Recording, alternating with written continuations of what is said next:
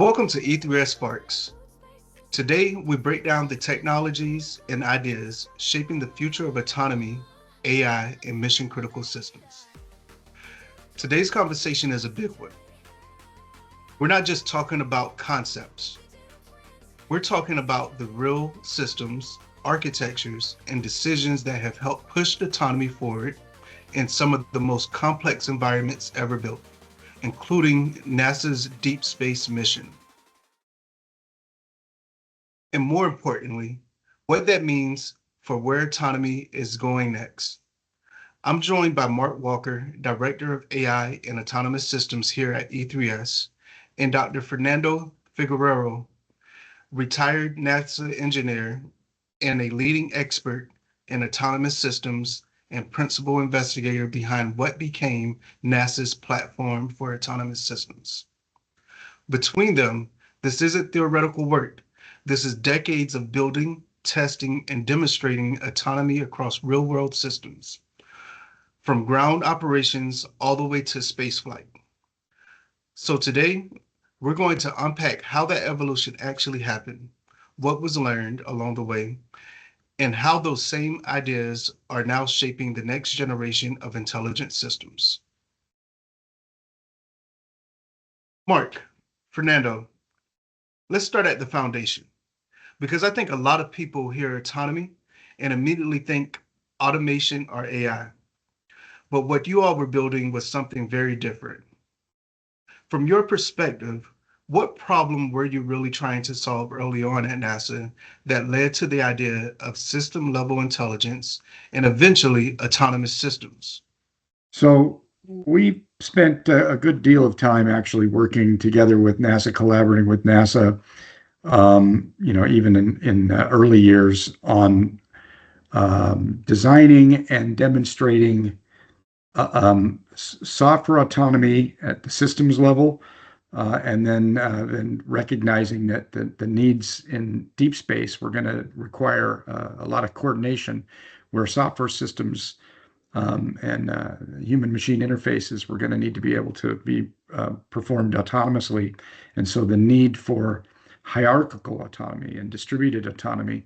And so NASA, recognizing that this was going to be technology that they wanted to be able to explore, they funded a number of research and development projects, of which we were able to participate closely with Fernando as the principal investigator and lead scientist. And we worked quite diligently and demonstrating how that distributed hierarchical autonomy would actually be able to be used not just for autonomous vehicles in space, but even for autonomous operations on the ground, launch operations, component level, complex system component level health assessment, from rocket engines to complex electrical power systems and propulsion systems. And so we worked basically in a very large sandbox over decades, and our opportunities led us to actually working directly on multiple systems that were part of the Orion mission, and then ultimately Artemis 1 and 2.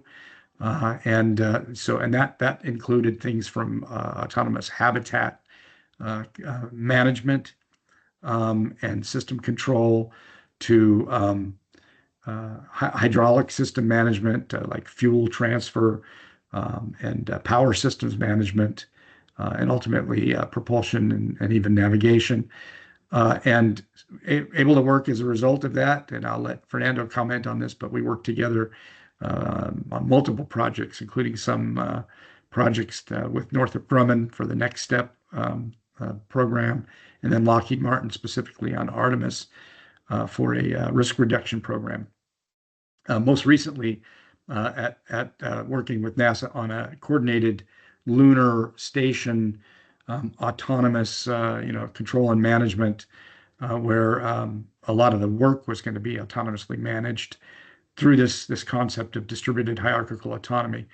And we were able to work and do all of what I'm referring to here always involved actual real demonstrated capability where we were at NASA facilities connected to real hardware systems with either real data streams or simulated data streams, where we were able to then react and respond to anomalies, not only being able to recognize exactly what problems were occurring, identifying the right mitigating responses, but in fact then demonstrating that we could autonomously respond and react and control and mitigate those problems, and maybe maintain mission, or in some cases when safety deemed it necessary to abort mission and do so safely.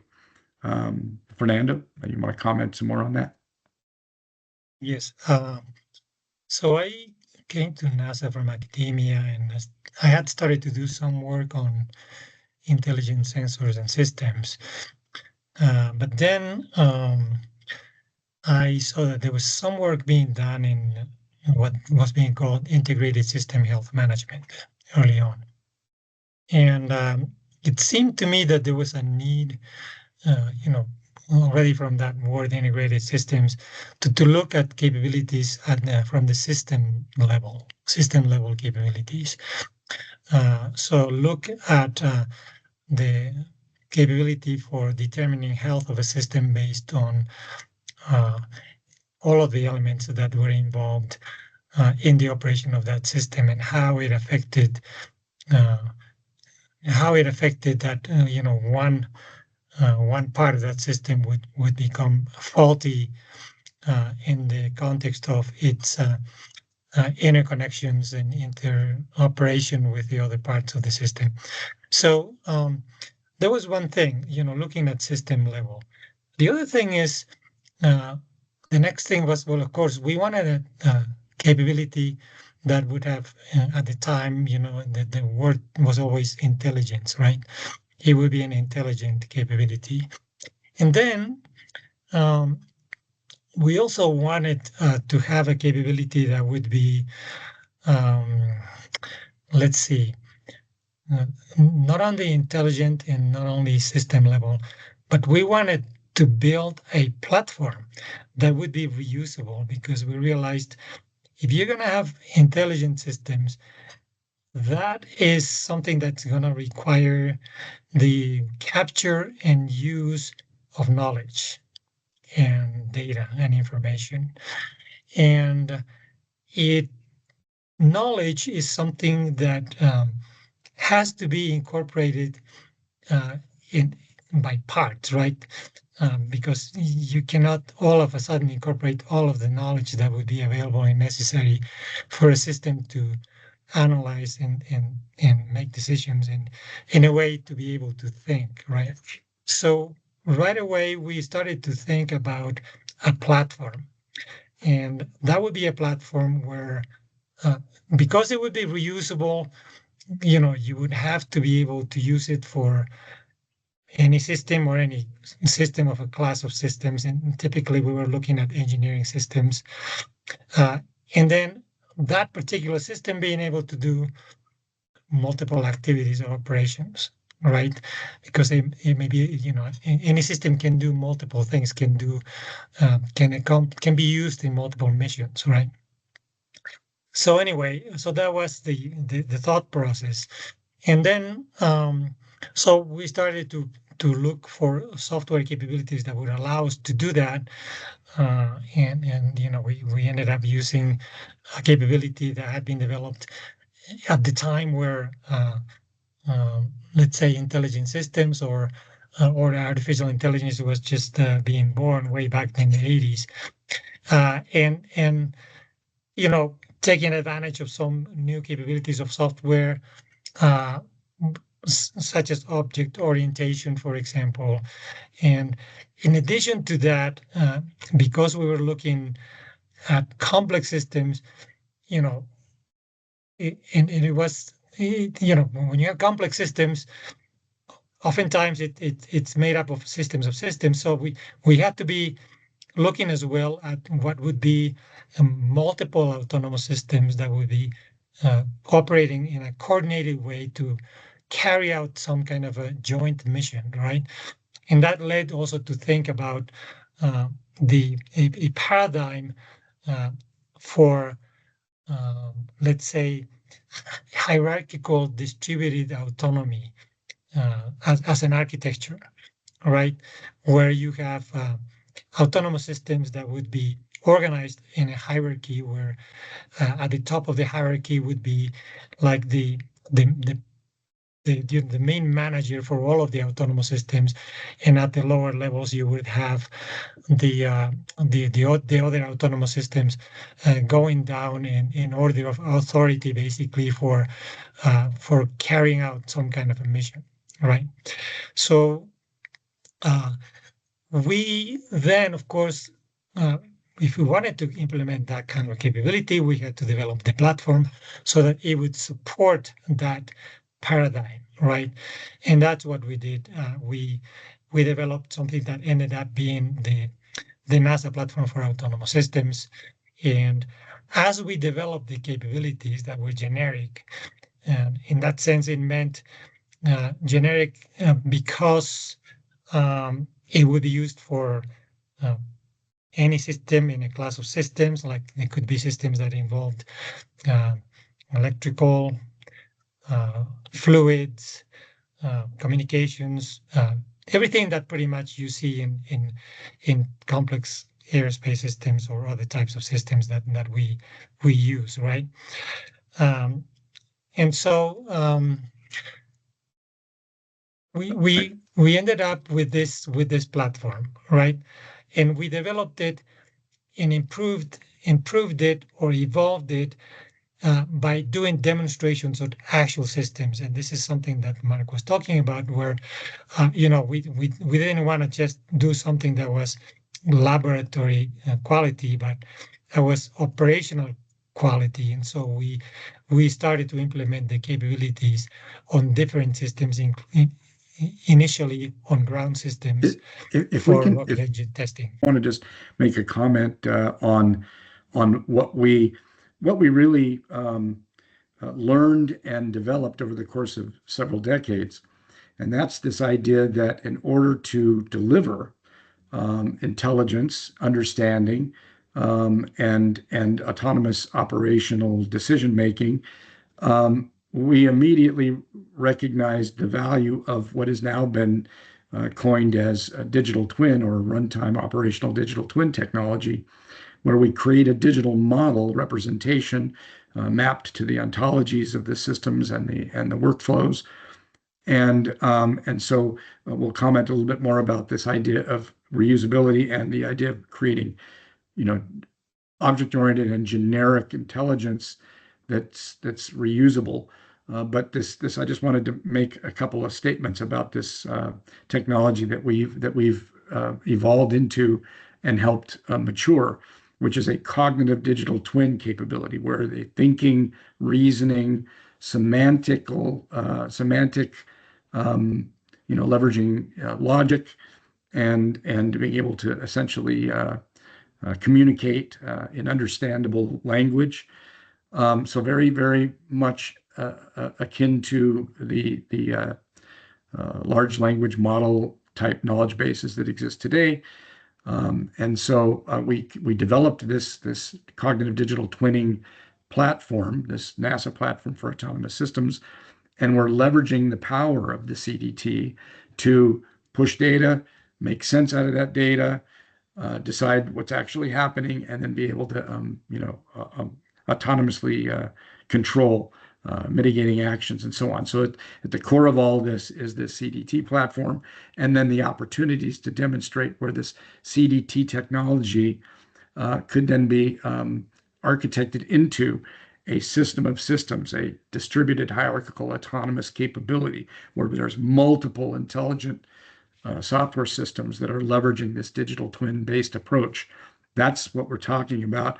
And of course, and we'll talk about this now, where NASA started to say, well, hey, we could use this here, or this would apply there, and this capability would be beneficial here.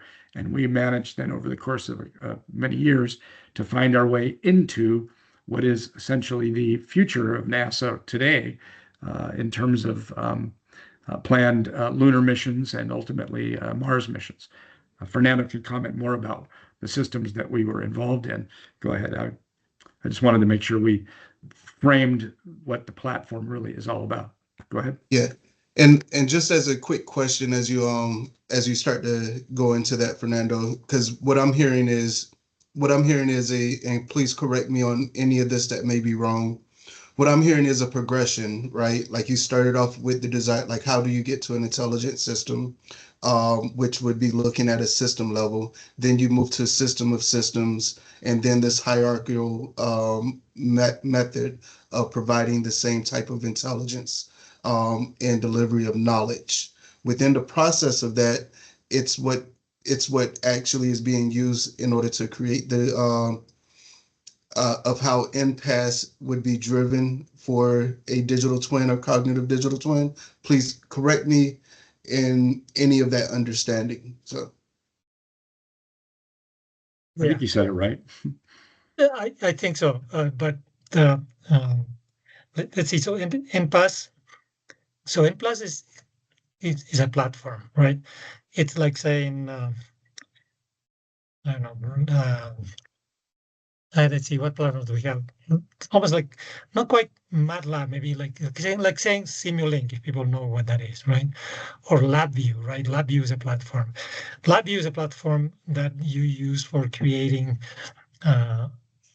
let's say, applications for control systems, right? And as well as digital signal processing and that sort of thing. So it's a platform. So impasse is a platform, but allows you to create autonomous systems. That means it allows you to take a system and make it have an autonomous behavior, right? Behave autonomously in how it operates, right? So, so the platform is one thing. So if you use the platform to create an autonomous system, well, the system may have complexity. So it may be made of more than one subsystems. Let's put it that way, right?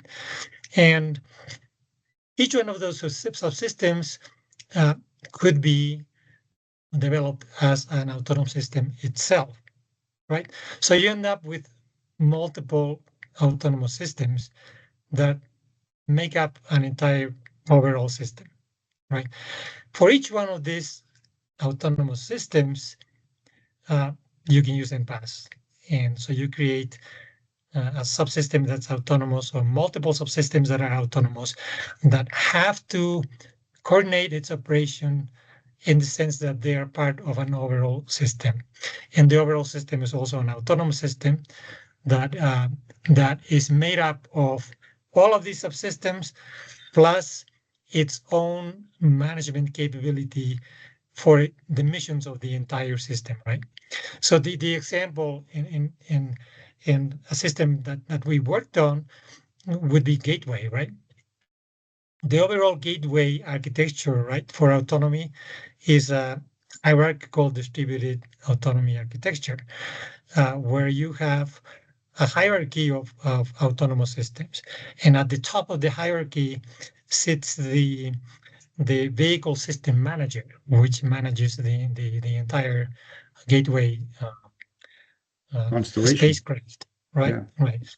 And at the next level are the modules, like the habitat module, the power module, logistics module, and it could also be modules that are not permanent, such as Orion when it comes in docks, right? And then in each module, like the habitat module, you have its components. You have the life support systems. You have it potentially its own power system, and any other system that supports the habitat, so that crew can live in it, right? Temperature control, the air, all of that, resources, right? Basically, so each autonomous system, as well. I mean, just to vary to expand a little bit on that, right? What does an autonomous system do? An autonomous system should be able to manage its missions, right? Whatever it's supposed to be doing, its resources, its health, its communications, right? So all of those are sort of requirements for autonomous systems in general, right? So, okay, I was going to address some specific applications, I guess, right?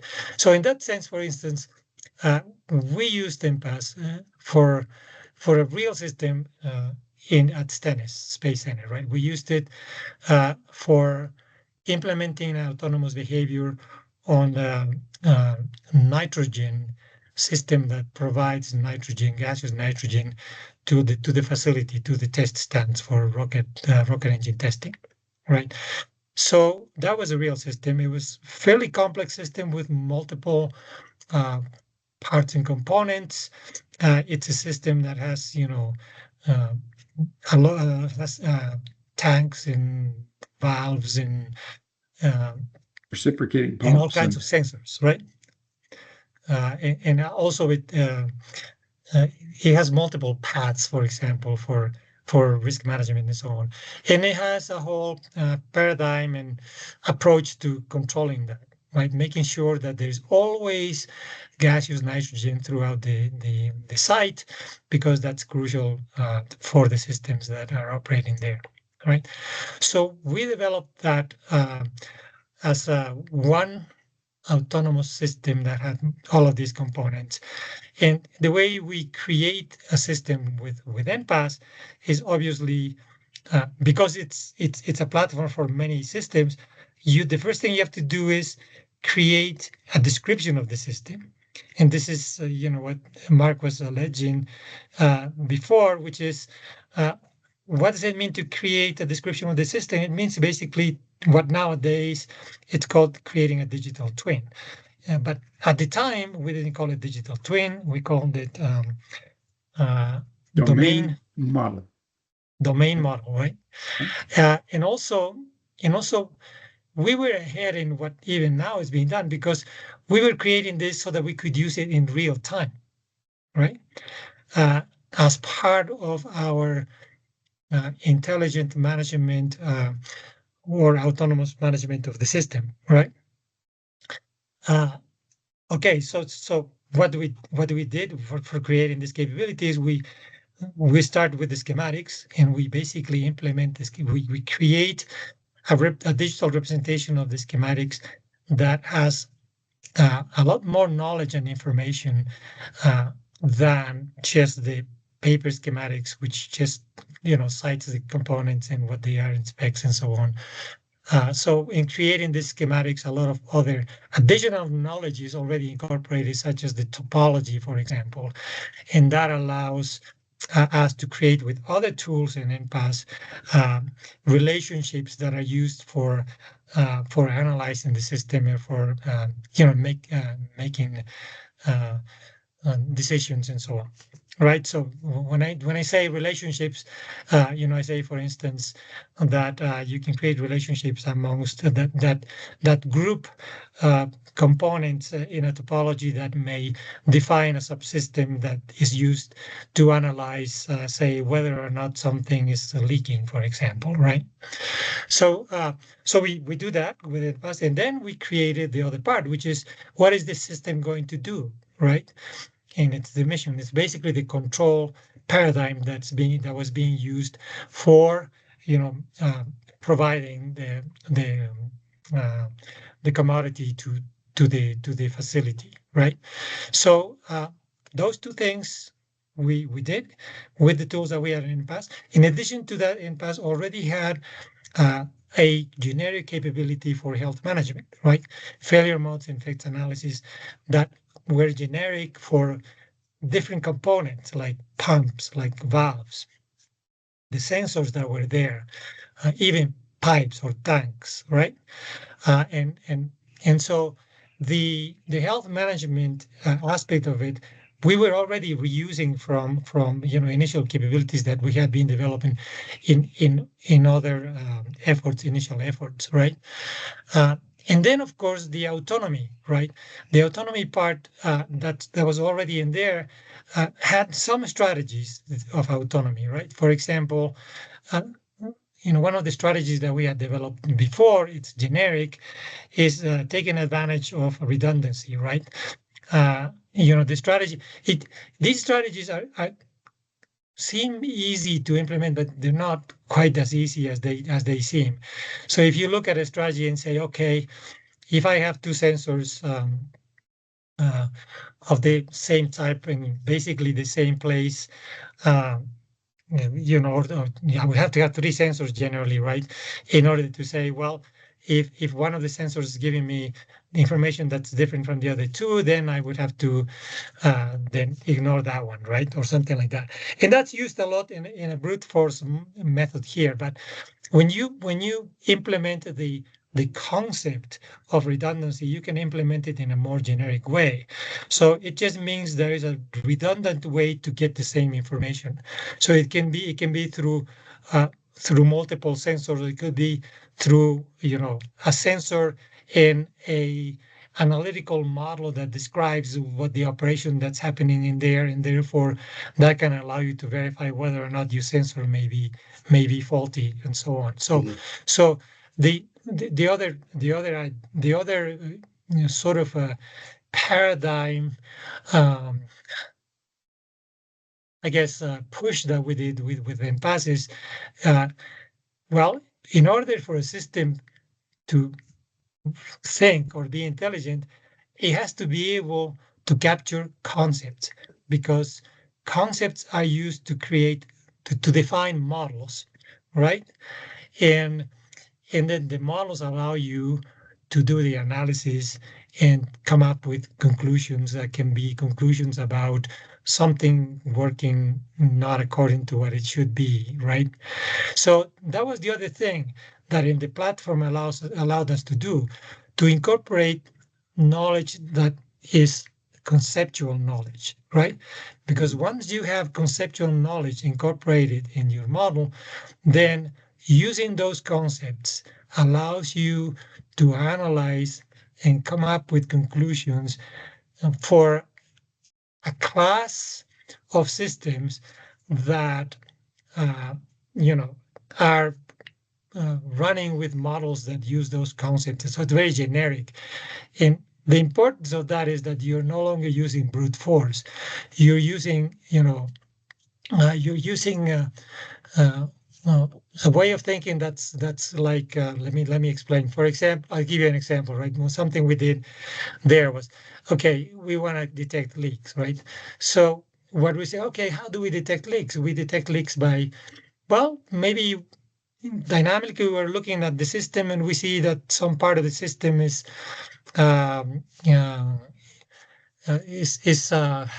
isolated, right, by valves and so on, if it's a fluid system. And if it's isolated, we say, well, then the pressure in that subsystem should remain the same pretty much. And so the challenge was, can we implement that? And we did, of course, but it required for us to incorporate different concepts. One of them, the most important, was what is the concept of an isolated subsystem? So when we implemented the capability, what happens is the NPAS has the tools so that it can recognize, based on the topology that's in the system and dynamically the configuration of valves, it can recognize at any time where are the isolated subsystems, and immediately you can apply the model using that concept, right? The model is, in this isolated subsystem, pressure should remain about the same. But in order to do that, there's more, right? That means you have to be able to measure pressure. In that sense, the system not only had to apply the model blindly, but only whenever there was a pressure sensor in that subsystem, in that isolated subsystem, that could allow us to apply that model, right? So anyway. Okay. So and then we so as we began to demonstrate this capability, one of probably the most important things that we did is we demonstrated that this platform and this methodology by which to build an autonomous capability could itself be successfully leveraged for many, many different applications. So we applied it to many, many different systems, different types of systems, different types of workflows. We talked about procedure, management and oversight to make sure that the procedures that were supposed to be implemented during particular events were being performed correctly. So we were, actually supervising procedure steps. We did electrical systems, we did communication systems, and because we were doing that, it became very obvious that it was a good choice for being used to demonstrate the distributed autonomy that Gateway first, and then also because Gateway essentially is a constellation of many modules, right? They connect into space. This recent mission, for example, involved a similar constellation of modules that you might have heard on the news, the European service modules. We were able to coordinate with other teams from other countries. And these things all have to connect and then ultimately be coordinated together for an overall mission management. And so we early on got invited to work. We first were asked to demonstrate capability for Orion. I mentioned this earlier. And so we were actually doing demonstrations on legacy equipment at that time, doing digital twins of legacy systems and using data that had been collected on previous missions. But then we were invited to then get involved in the Next Step program and ultimately in the Artemis program, where we worked most recently with Lockheed Martin on doing some pretty sophisticated demonstrations that went very well at Johnson Space Center. So you were asking, a question about our involvement and the level of support that we were able to be participants in with respect to what NASA is doing now. Now, of course, NASA's changed their mission statement a couple of times in the last 5 years. That's okay, because one thing that's common, regardless of whether they're aiming for the moon or they're aiming for Mars or they're trying to demonstrate interoperability, they need this technology that we're talking about, this ability to not only perform tasks autonomously. And when we say autonomously, okay, we're talking about first the autonomous assessment of what I call internal health or internal awareness, right? If we're going to be expected to go do something, just even us, first thing you're going to ask is, do I have the capacity and capability to perform that task? You need to be able to assess your capacity to do something. And then as you're doing it, one of the things that we were doing that we haven't mentioned here is the astronaut health assessment for tasking on, at that time, we were aiming for Mars surface tasking, where we're receiving data. By the way, another thing that we haven't mentioned is, of course, for this real-time autonomous systems capability, it immediately requires the integration of sensor data and information. And really the theme is, I want access to as much information as I can get. If I've got actual measurements, which I can apply the redundancy strategy that Fernando mentioned, awesome. But maybe what I need to do is apply first principles so that I can use the sensors that I have to determine what a measurement would be or what it should be, what's going on over here where maybe I don't even have a sensor. So take advantage of as much information as you can. All that information needs to get pushed in. There's data analytics, there's signal processing, there's state assessment and event detection. All of this has to happen within this platform that we're describing. And then decision making. So for an autonomous system to be able to perform, it needs to, first of all, it needs to know what it has the capacity to do, and it needs to continuously assess in real time whether that capacity has changed, right? Do I still have the capacity to do the work? And the work I just alluded to, which was CHP, right? It was crew health performance, where we were demonstrating,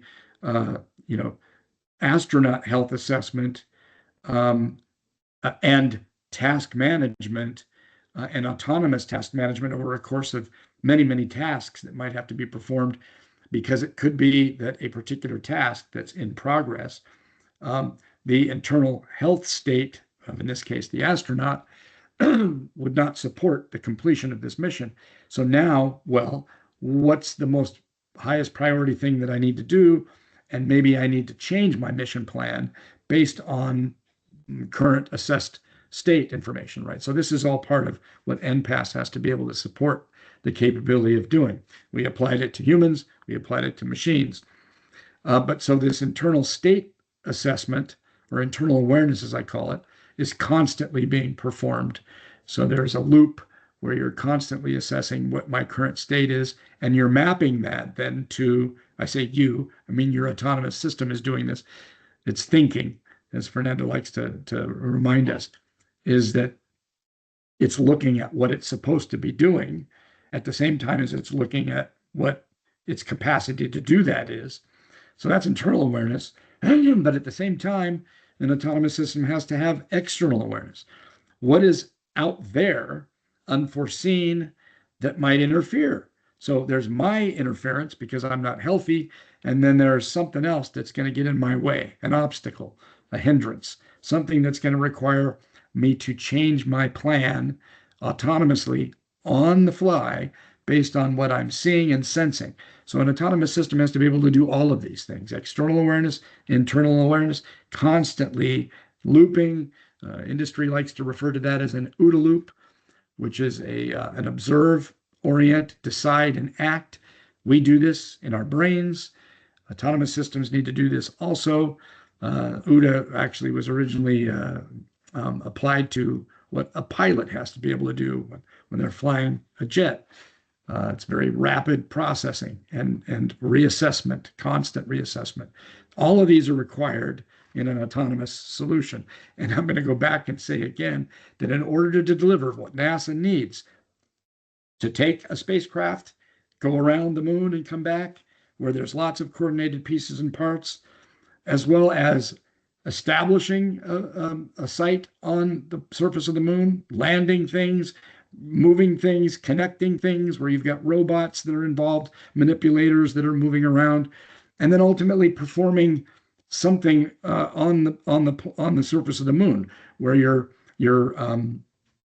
excavating, you're processing. They're gonna have power systems. They're gonna be transferring water and other resources, harvesting regolith to produce power. And all of these things have to be coordinated. So you need distributed hierarchical autonomy on the spacecraft module itself, and all of what's going to ultimately be going on the moon. The technology that we worked on was pushing the envelope and demonstrating what's possible for NASA. And so we're excited about where this is all going to go, because they're going to need more of what we're talking about, more of these systems that can do what I'm describing, where they're constantly ingesting data and information, producing knowledge, as Fernando likes to refer to it, and then making intelligent decisions.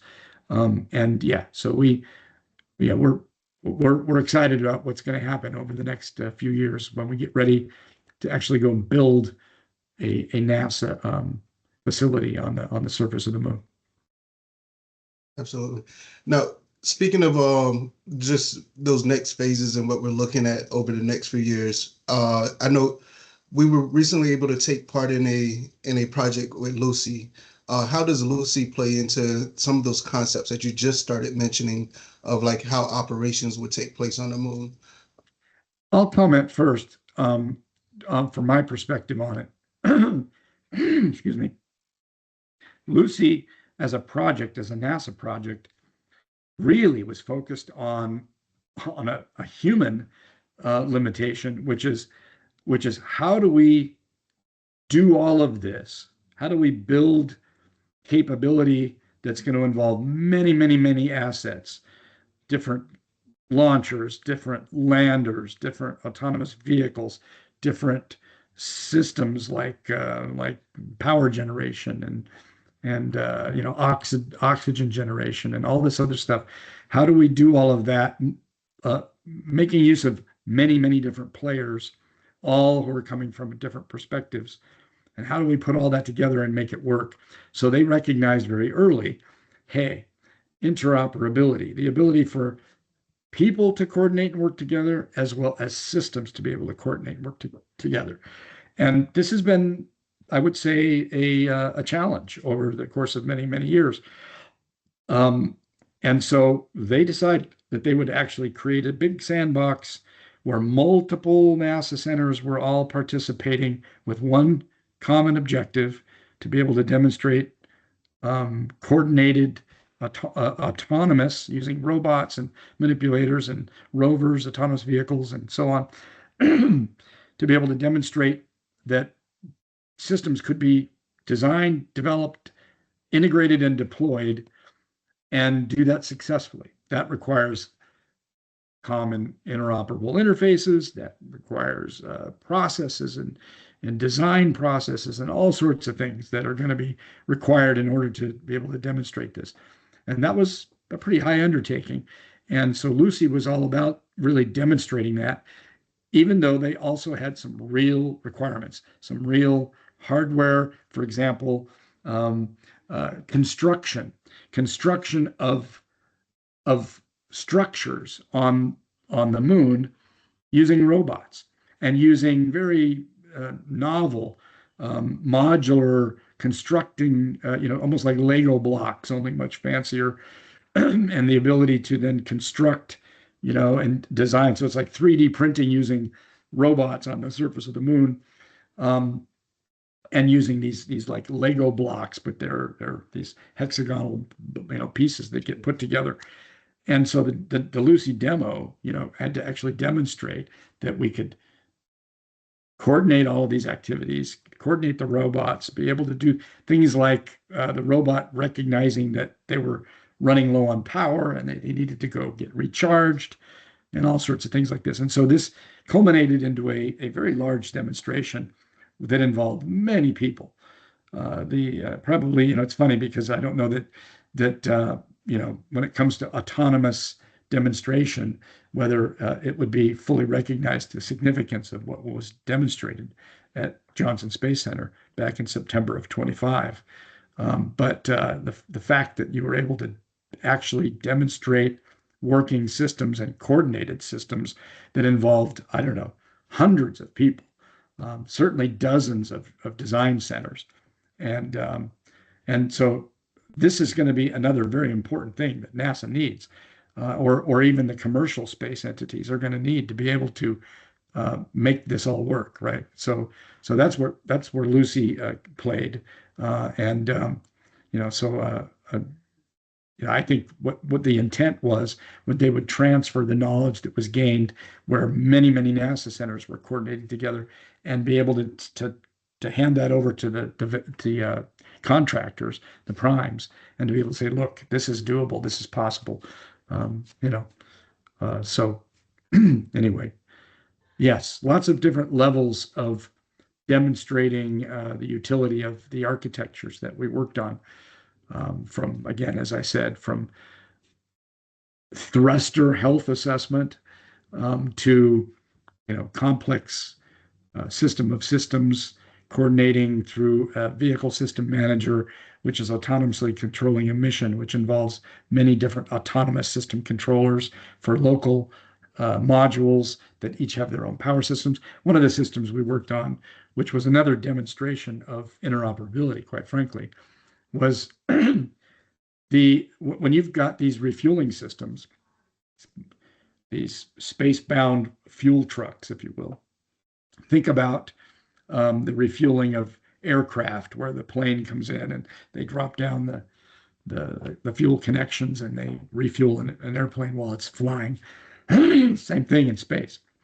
Only to do that, you've got these modularized spacecrafts where the fuel systems actually have to connect. So the piping systems, for example, have to mate and interface. So that required the coordination through this distributed hierarchical autonomy, where you're talking to different pieces where there's intelligent controllers in each individual piece, but the overall system that you're managing is part of each one of these pieces. It's self hierarchical and distributed. And so it was a really pretty amazing a project to work on where we were able to demonstrate the docking and the connectivity of the system, the recognition that the system is now whole. Fernando mentioned a minute ago about the ability for the autonomous system manager to recognize the topology of, say, in this case, a fuel system, the hydraulics of a cryogenic fuel system, and that in fact, oh, now it's connected, and a different configuration tomorrow would be a different piping configuration. And this system needs to be able to reason about hydraulic health management, regardless of what the topology is today, right? It needs to be able to, reason about how a hydraulic system should be expected to behave from pressure, from flow, and so forth, temperature, especially when it comes to cryogenics, and to be able to do this on the fly with whatever topology it is that's configured today. That's where this reusability, and the libraries of hydraulic first principles knowledge come into play. And then be able to do all of that and refuel and recognize when the tanks are full and when it's time to shut valves automatically, and the sequencing of that. When it comes to cryogenic hydraulic operations, there's quite a lot involved in the right way to actually control the system. All of that, and Fernando alluded to the gas house at Stennis, right? That's another cryogenic system that required. We actually gained quite a lot of knowledge on cryogenic operations as a result of several decades of working on all this. Yeah. It sounds like when we start thinking about that difference as well, when like we brought up before, that brute force autonomy versus thinking autonomy, where the brute force autonomy example was, I now see there's pressure leaving from this closed system. As we start to look towards that thinking autonomy, could you go a little bit more or provide a little bit more detail on that difference when we start thinking about the orchestration with something like Lucy? Because you did bring up the example of having that internal knowledge as well as external knowledge, and then going through that OODA process. Like how does those concepts actually begin to converge in order to get to what we call that cognitive digital twin? And that's a big topic that we probably should have spent more time talking about, actually. So yeah, since it's a real-time system, orchestration is key. It needs to live, breathe, essentially, and think, as Fernando refers to it, where it's taking a breath and reassessing what it knows, applying what it knows to what it knows it needs to do, and its understanding of the right way to do it, which of course can evolve itself. But this orchestration, when we talk about it, we like to talk about semantic reasoning and semantic orchestration. I want to be able to guide the system into what it needs to do next based on a semantic representation, a human understandable explanation for what it is that I need to do and why I need to do it. I'm mitigating a risk. I'm avoiding catastrophe. I'm trying to, lower the load and stress on a particular piece of equipment because I need it for later. All of these sorts of things. And so I don't know that I'm addressing your question, but basically what needs to happen to go from brute force to what we're describing is this mapping of data into knowledge, and then having a representation of that knowledge, a semantic a description of what it is that you're trying to do, and what the current states are and what the implication of those current states are. That's what has to actually get generated continuously. And in order to do that, you can't rely on a hard-coded, when that sensor gets to this level, do this, right? You have to actually be able to think about, as Fernando says, to think about what this means in the context. Contextual reasoning is another important thing to mention, right? It's always mapping data and information into current context, assessing that context, evolving that context. There is a certain governance. In one of the papers that I wrote, I talk about the fact that these systems still need to be deterministic. We can't just unleash intelligent autonomy to make a decision that it's never made before when there's no good understanding as to whether there's a certainty to the outcome. So determinism is actually, it's almost in conflict with the notion of autonomy. But we want intelligence, right? And we want safe operation, and we want to be able to complete our mission. So the technology that we use, the cognitive digital twin technology, and the ability to orchestrate what we need to do semantically, where we can leverage that knowledge. That's why this CDT architecture is so critical to what we're talking about. It, I would argue, is the secret sauce. Now, do you need our platform? Do you need to use our version of that? No, I'm an engineer. I recognize that what we're designing, developing, demonstrating, and improving the concept for is the right way to do autonomy, and it's demonstrated its ability multiple times over a wide variety of types of systems and systems of systems, and the ability to coordinate and distribute that autonomy through varying levels of authority. You do what you need to do and report back to me on how well you can do it, and I'll make a decision up here at this level to decide what I need to do next. That's what Fernando and I really enjoyed many years working on, and I think I'll tell you, where this goes next is changing, as we know. We see the signs of it all over. I believe that our approach and our architecture for semantic reasoning maps very well to generative learning and for the new architectures that are evolving and emerging now.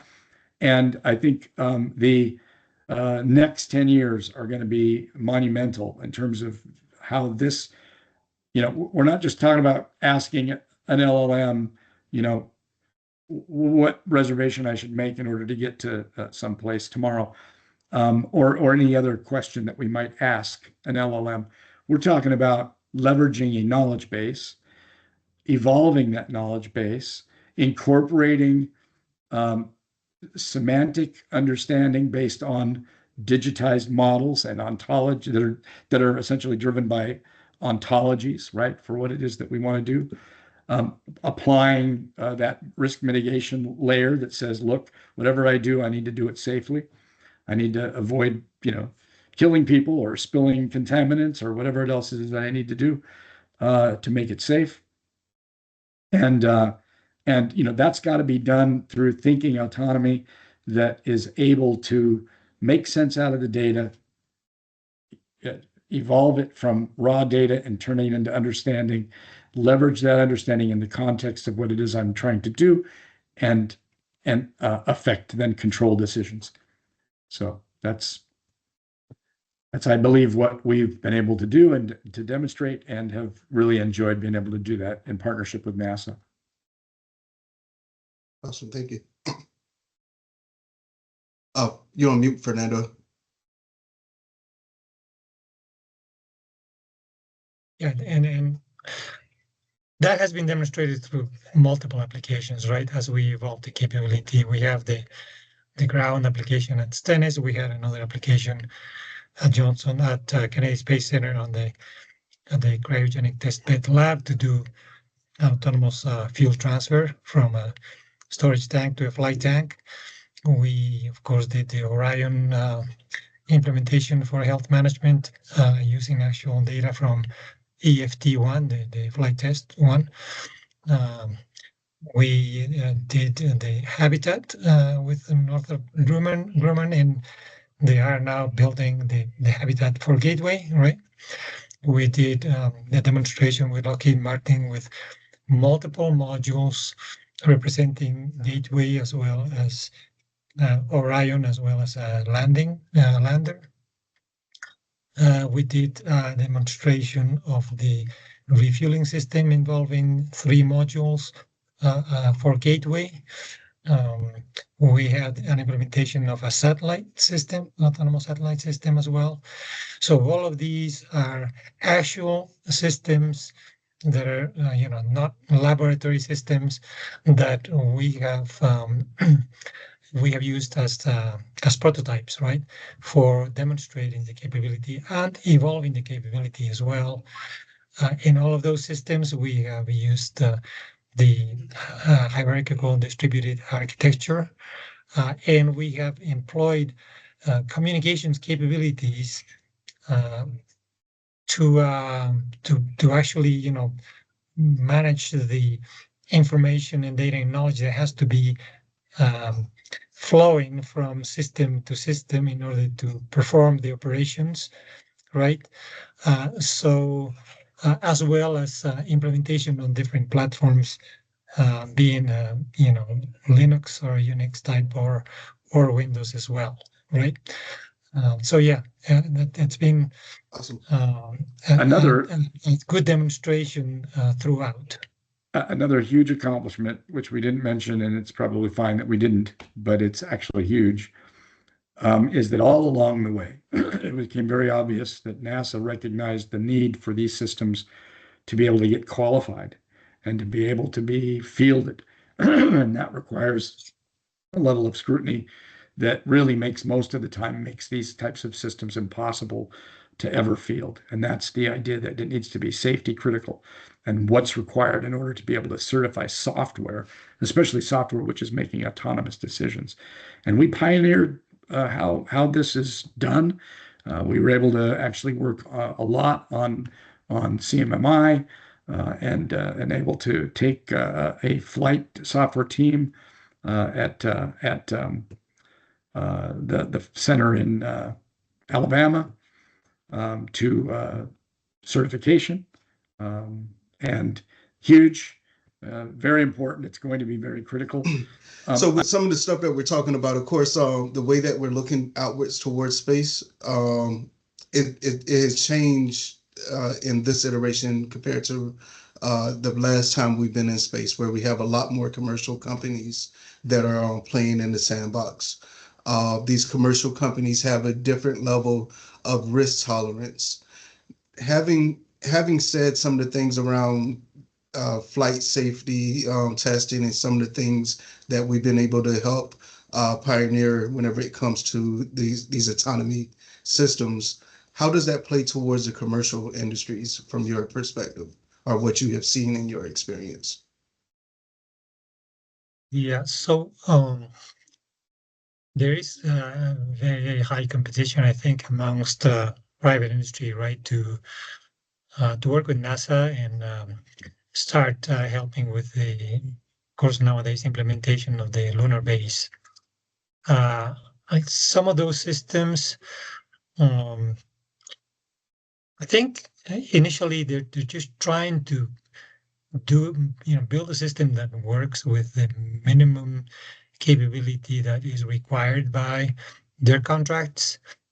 But eventually, if we're going to build a lunar base with multiple systems, they're going to have to do a couple of things. One of them is the interoperability issue.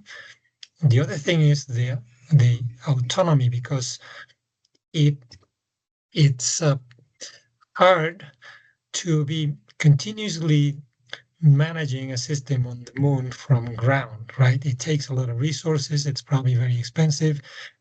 And then if, in addition to that, you have to be coordinating with the other systems, with other people from ground, with the owners of the other systems, it's going to be a mess, right? Mm-hmm. So yeah, that's a need for really have the autonomy on board, on the vehicles, on the systems on the moon. In addition to that, what was talked before about Lucy, the Lunar Control and Communications Interoperability Project that Mark and I were involved with. That exactly was the purpose of our involvement, to lead the autonomy element of that interoperability by introducing the fact that eventually we will need the systems to be autonomous on the moon, and for them to have that interoperability capability, we worked on requirements that came out as a document from that project, right? So I guess going back to the question, I think it's inevitable that the system autonomy is going to be needed, and the technology that we have worked on is already can provide that, right? With BNN Pass or something. It doesn't have to be in Pass, but it has to be something that has the same capabilities, right? It's a platform that allows you to do the same things that NPass has allowed us to do, and of course that's all possible now. It does require some investment, right, in some time to reach there, but it can also be done stepwise, right? And you don't have to put in the entire capability at once, right? And in the same way in which we developed in past, you can be going, at building the capability at base levels, and then build up from there. And also in general, and this has been demonstrated also in many systems that go to space, right?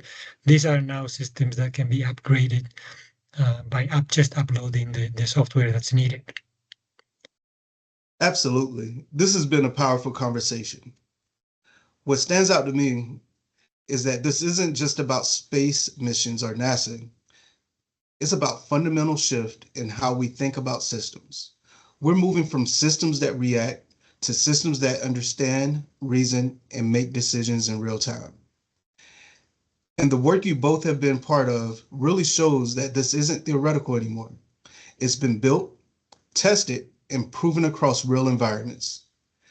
The exciting part is what comes next. Because the same principles we've been talking about, cognitive digital twins, system level intelligence, distributed autonomy, those aren't limited to space.